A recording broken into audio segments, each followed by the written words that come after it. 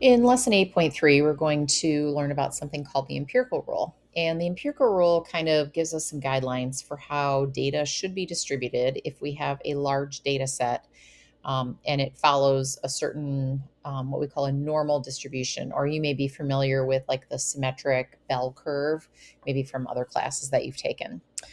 And so we know that in a distribution of data, if it's a large enough data distribution, it should be roughly, if it's roughly symmetric and bell shaped, then the percentages of the observations that will be within 1, 2, and 3 standard deviations should be fairly predictable. In your notes, you have a couple of examples of dot plots. And the first one shows you the distribution of rushing yards for each of Barry Sanders' games in his career, which was 153 games total. So notice that you have this yellow line in the center, which is right around 100, and then the shape of that distribution is fairly symmetric. We have another one which shows points scored per game for Michael Jordan for the 1986-87 season, which was 82 games total. And again, fairly symmetric data set. But we don't really seem to see this like bell-shaped curve that we're kind of expecting, because the reality is that 82 or 153 games is kind of a small data set. So before we go any further with the notes, I just want to kind of demonstrate something to you with the applet that we used earlier in the year, which is the one where we were simulating a single performance and we were able to count up the proportion or number of successes if we were given an athlete's ability. So what I did is I just put in an ability here of 0.300. So let's imagine, for instance, that we're talking about a baseball player who has a batting average of 300. And I put in 50 attempts. So let's say, for example, in a season, maybe they have 50 at bats. And we want to then put in maybe 10 performances. So let's say what would happen over the course of 10 seasons. And I'm going to click add more trials. Oh, and I'm also going to change this to proportion of successes. So I'm going to click add more trials. And notice that in these 10 seasons, we had one season down here where the batter, even though their batting average is 30%, and that's like their career or their ability, they really had kind of a down year. And then we actually had one season where he was right on his batting average at 0.300. We had one that was all the way up here at 0.44. So he had a really good season that year. And we have just some natural variability that occurs for any given ability level. Now, if I keep adding 10 more trials and 10 more trials, then we start to get like kind of a more noticeable shape. And notice that as I'm adding lots and lots and lots, in fact, I'm at 500 trials. Now we have kind of this bell shape that we're expecting. And notice the center of that distribution is right here. Okay, and that center is at 0.300, which is what the player's ability is.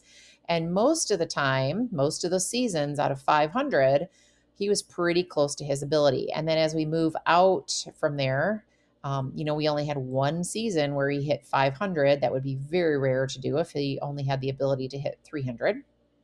And we had one season really hitting down here that was really, really quite a bit lower than his ability. It was only like 10%, right? But that only happens a very small number of times. By and large, most of his seasons are going to be kind of in this middle range here. And so that's what we're talking about when we're talking about large data sets. This is 500 performances, but we start to see this bell shape a little bit more clearly. So let's go back to your notes then. So if we look at these dot plots here, what we've done is we've kind of marked the mean for you, and then notice that they're kind of showing the percentages of the data that fall within 1 standard deviation and 2 standard deviations of the mean. And they've done that for both of these, for Barry Sanders and for Michael Jordan. And these percentages don't match, but they're close enough, right? So although neither dot plot shows it, what percentage of these performances were within 3 standard deviations of the mean? That would be 100% of their performances. And in sports, when we have a distribution that is symmetric and kind of following this bell-shaped curve, it's very unusual for an athlete to have a performance that is farther than 3 standard deviations away from the mean. Now, again, the empirical rule is the rule in statistics that tells us how this data should be distributed. So according to the empirical rule, approximately 68% of the observations will be within 1 standard deviation of mean, 95% will be within 2, and 99.7% will be within 3 standard deviations of the mean. And again, if we go back and look at the ones that are in your notes, again, they don't match that exactly. Like we just said, within 1 should be 68. Here, Barry Sanders is a little bit below that. Michael Jordan is a little bit above that, but they're both kind of close to 68%. And then within 2 standard deviations, we expect these numbers to be 95. So this is a little bit too high. This is a little bit too low. But again, it's because we're working with small data sets here. And if we had more data to look at, they would more closely match the numbers in the empirical rule. Now, one thing important to remember is that this rule only applies to distributions that are roughly symmetric and bell-shaped. It does not apply to skewed distributions, uniform distributions, or any other shape. And the actual percentages will match these values more closely for a larger number of observations, which we already demonstrated with that applet. All right, so in your notes, you have a picture of a bell curve that looks like this. And what we're going to do is we're going to mark off the different percentages that would fall within each of those regions. So I'm going to draw in some vertical lines there, just kind of marking off those different sections of the graph. And we know, first of all, that 68% of the data are going to be within 1 standard deviation of the mean. Because of the symmetry of the curve, that 68% will be divided evenly between those 2 sections, so 34 and 34. Now, within 2 standard deviations of the mean, we know that that's going to be 95%. So that means that from here to here is 95%. We've already got 68% in the middle that's accounted for. So if I do 95 minus 68 and then divide what's left over by 2, that will tell me the remaining pieces that have to go in that region right there, which is 13.5%. Now, within 3 standard deviations is 99.7%. And I already have 95% accounted for in the middle. So 99.7 minus 95 leaves me with 4.7%. And I have to divide that 4.7% between the next 2 sections. Half of 4.7 is 2.35%. And that's 99.7% of our data. Now, it's very difficult to see on this picture, but there is still a tiny, tiny little bit underneath the curve in each of these sections here. So remember, that curve approaches the x-axis, but it never actually touches it. So if we have now accounted for 99.7% of the data, that leaves us with only 0.3% that's going to be outside the area that we've already labeled. Half of 0.3% then would be 0.15%, and that's the area that is to the right of positive 3 or to the left of negative 3. So now our percentages total 100%. And you can use that as a guide as we're going through the next couple of examples.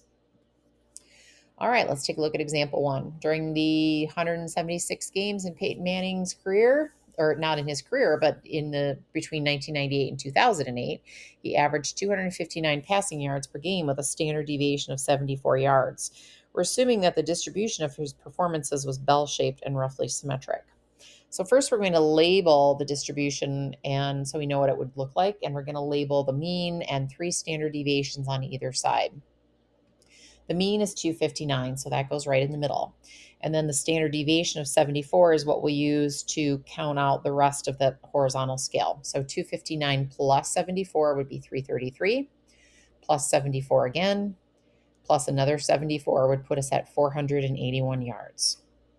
Now going the other direction, we need to subtract the standard deviation. So 259 minus 74 is 185, minus 74, minus 74. So there we've got the curve labeled. Part B asks, in what percent of his games would you expect him to pass for less than 333 yards? Well, 333 yards is right about there, and we want to know what percent of the curve is to the left of that. Well, I can either go through and I can add up all those separate sections, which you could easily do. The faster way, though, is to remember that the mean marks the 50% point. So everything to the left of that mean is 50%. And that one little section between the 259 and the 333 is 34%. So 50 and 34 make 84% of his games where we would expect him to pass for less than 333 yards. Part C asks, in what percent of his games would you expect him to pass for more than 111 yards? And how many games is this? Let's go back and look at our picture. 111 is way over here to the left, and there are two sections to the left of that, which I'm going to add those two sections up. So his games that would be less than 111 would be the 2.35 and the 1.5% that are to the left of that, and that makes 2.5%. Well, if there's 2.5% of his games that are less than 111, that means 100 minus 2.5 or 97.5% of his games would be more than 111 yards. And again, you can get that same result by adding up all those sections to the right of 111. Now, if he played in 176 games, 97.5% of 176 games would be 171.6 games where we'd expect him to pass for more than 111 yards. Finally, part D asks, between what two values would you expect the middle 95% of his performances to be? Well, we go back and look at the curve. We know that 95% should be within 2 standard deviations of the mean. And if I go down 2 and up 2, that would put me at 111 and 407 yards. That would be the middle 95%. So 2 standard deviations from the mean would be 111 to 407 yards. All right, I would recommend that you pause the video and try example 2, which is very similar to example number 1, and then restart it and see how you did. Part A, if we sketch the curve, we put the 224.2 in the middle, and then we add 0.7 to get the rest of the horizontal scale. And I only went out 2 standard deviations here because I kind of ran out of room, but you can go out 3 in your notes. Part B asks, in what percent of Danica Patrick's laps would you expect her speed to exceed 225.6 miles per hour? 225.6 is way over here, and exceed means faster than that. So it's the 2 little sections to the right of that. That would be 2.5%. Now, part C says 84% of her laps she completed were faster than what speed? So we want to know, where can we cut off so that we have 84% to the right? Again, I know that this is 50%. So if I drew my line in right here in the middle, that would be 50% above that speed. So I need to go a little bit slower so that we have more above that speed. If I go one more section, that would put me at 84%. So 223.5 miles per hour. One last example in this section. In the 2008 Wimbledon tennis tournament, 95% of Rafael Nadal's first serves were between 103 and 127 miles per hour. Assuming that the distribution of performances were bell-shaped and roughly symmetric, what would be his mean speed? Well, we can figure this out using the symmetry of the curve. And we know that 95% of his first serves were between 103 and 127. 95% means we need to go out 2 standard deviations. So if the mean is right in the center, I want to go down 2 and up 2 from there. And that's where those given speeds from the problem will be labeled in our diagram. So I'll fill in 103 and 127. Now the mean is going to be exactly halfway between those, sort of like finding the average or the midpoint. So if I add those 2 speeds together and divide by 2, that will give me the value exactly in the middle, which is 115, and that would be his mean speed. So I can go ahead and label that. Now, to get the standard deviation, I need to know what is the interval on that horizontal scale. And before I can do that, I need to figure out what is the value that is between 115 and 127, or between 103 and 115. Either one of those will work for me. So just like I did in part A, I can average those 2 values together.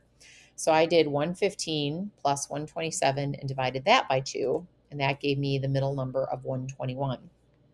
Now, if I fill in that 121 there, we can see pretty clearly now that the interval on this horizontal scale is 6, because from 115 to 121 is 6, 121 to 127 is 6, and that means that our standard deviation in this case would be 6 miles per hour.